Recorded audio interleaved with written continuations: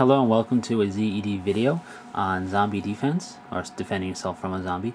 I talked a little bit about ranged weapons basically, talked about firearms a little bit, gave you some firearm safety, and talked about a couple of different action types and pistols, the most common types. I thought I would switch gears a little bit and give you a little rundown of melee combat against a zombie.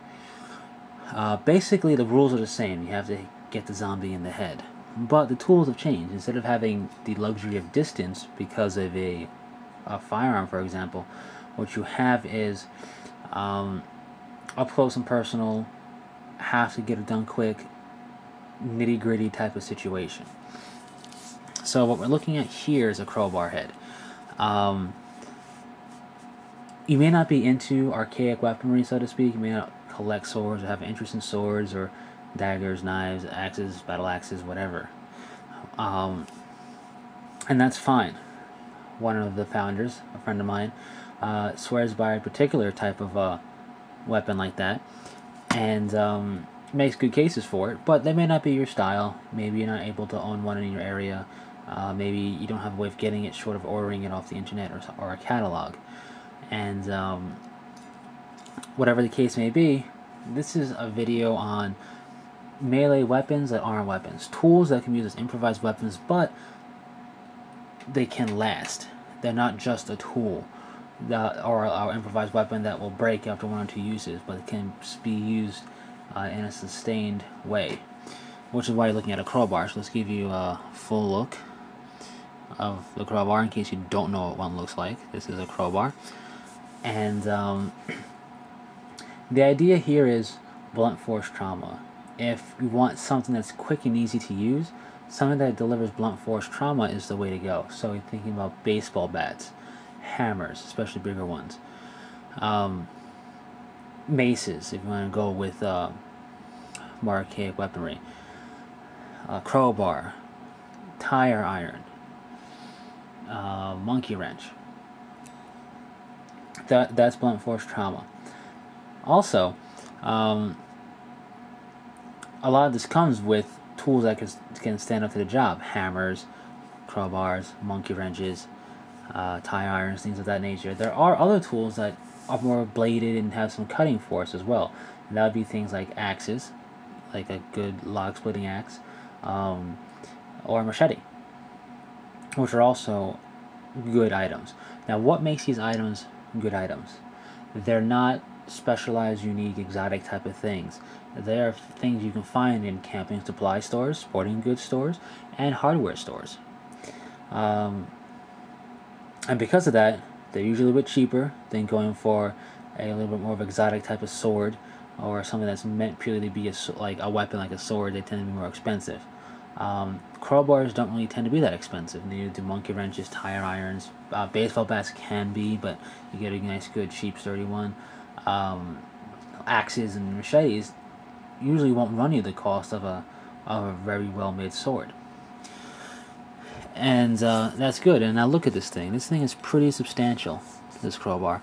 I can beat on it, or use it to beat up things, like slam it into walls, metal objects, doesn't matter. I probably won't break this. It's solid. And that's important. You want something that can withstand repeated use. So that's why I personally go with the crowbar. Now, what's important also is that you get 2 for 1 here. Not only is it substantial where you can utilize it to bash in a zombie skull, that's pretty much what you want to do, is destroy the zombie brain in some way, but it can be used for its original function, which is a tool. You can pry open things with this end. You can pry open things with this end, pull up spikes and big nails. Like I said, use it as a force to help lift something as well. Part of the whole prying motion thing. And that's great. That's going to help a lot. Having this with you can be all the difference between getting into a building or getting to something that you may need and not getting there, which can be the difference between safety and harm. Monkey wrenches can be helpful, tire irons can be helpful. Things that serve as a tool can be helpful outside of bashing in a zombie skull. where something like a sword or a more archaic exotic weapon may not have much of a purpose outside of destroying a zombie. So something to keep in mind if you're looking to get multiple purposes out of your tools. And you should, because these things are a little bit bulky, kind of heavy. You don't want to carry multiple things to be both a tool and a weapon. You know, one thing as a tool, one thing as a weapon. Now there are some weapons out there that can be utilized as tools after they're done. But I'm just focusing on the quick and easy aspect of going to your local hardware store, camping store, or sporting goods store, and getting something that you could utilize in a pinch to deal with zombies up close and personal. Now, I personally don't recommend doing this because your margin for error is tiny. There's usually more than one zombie.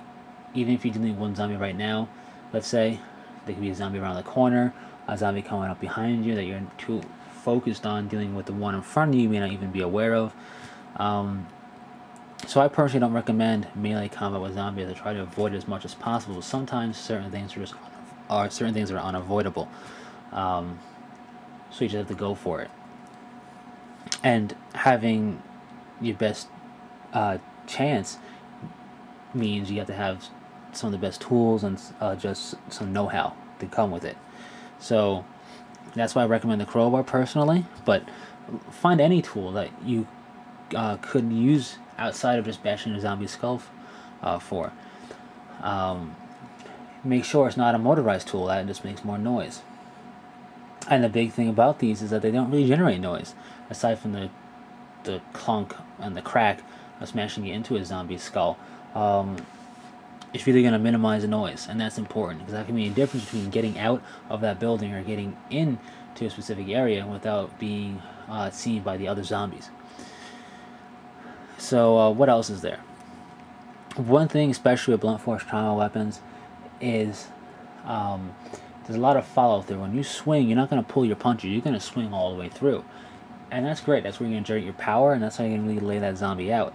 But if you miss, that's a lot of follow-through. There's a lot of exposure to the zombies' counterattack, if you will. Now, they don't fight. They're not really going to fight you. They're going to try and eat you. But last thing you want is to be thrown off balance from a miss, or to be just left exposed one way or another with zombies coming in from multiple areas or more than one in the front or whatever.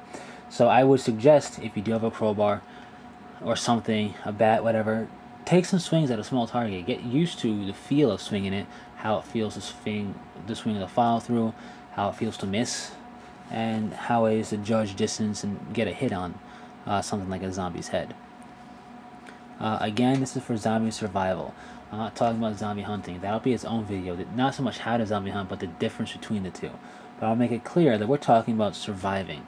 And survival means getting away from, hiding, dropping them quickly and efficiently if necessary.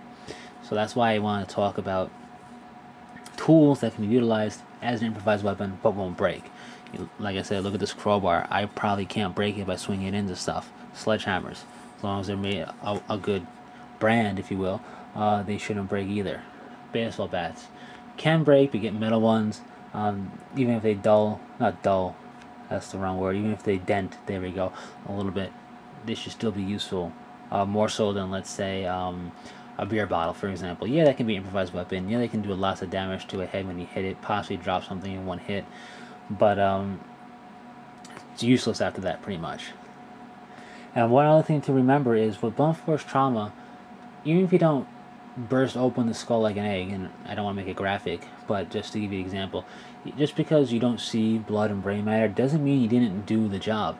Blunt force trauma, a lot of times you may not even see the results. It's going to look like maybe you can hear a crack, you may not see much of a dent, but it's the jarring, the damage you're doing through percussion that's going to seal the deal. You don't always necessarily have to draw blood, quote unquote. Don't want to make it that graphic, but just wanted to put that out there. Now, chances are the forces you're using, you'll probably see some sort of progress, if you will, being made, but it's not necessarily gonna happen every time.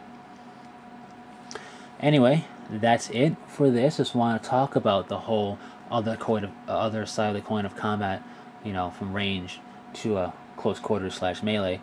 And again, I don't personally recommend it, but sometimes you can't make noise, or sometimes you have no other choice. So it's good to be in the know. Remember, preparation and planning all require knowledge, and this is just more knowledge for your use. So until next time, be safe, be prepared, and take care.